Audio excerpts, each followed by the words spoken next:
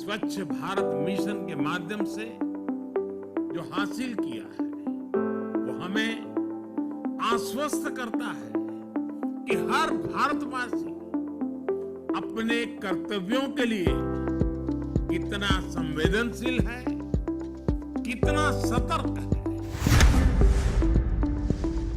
જ્યાં માટીની મહેક હોય અને સ્વચ્છતાની સુવાસ વહી રહી હોય તેવો મારો તાલુકો એટલે ગોધરા।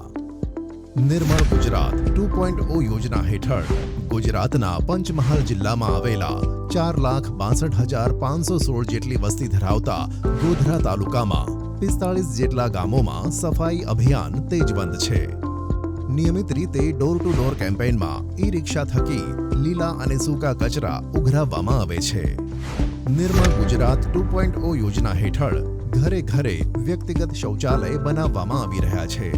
આજે ઘરે ઘરે શૌચાલય બની ગયા છે।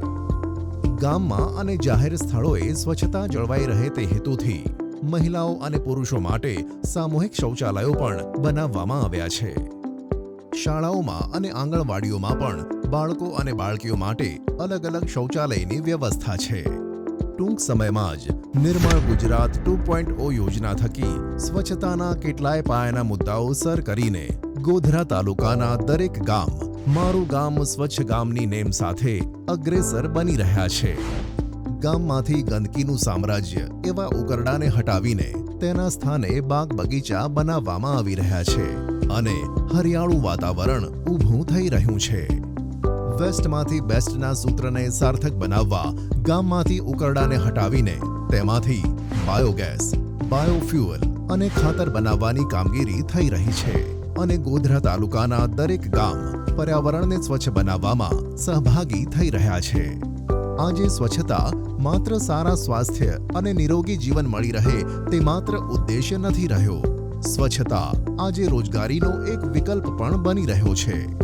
આજે દેશનો દરેક નાગરિક સ્વચ્છતાના મિશનમાં ભાગ લઈ રહ્યો છે। ઘરે ઘરેથી ગામે ગામથી સ્વચ્છતાનો સંદેશ સંભળાઈ રહ્યો છે। રિડ્યુસ, રીયુઝ અને રીસાયકલના સૂત્રનો દેશના ખૂણે ખૂણે ઉપયોગ થઈ રહ્યો છે। વિકસિત ભારતની ઓળખ બનાવવામાં સ્વચ્છતા પણ અગત્યનું પાસું છે।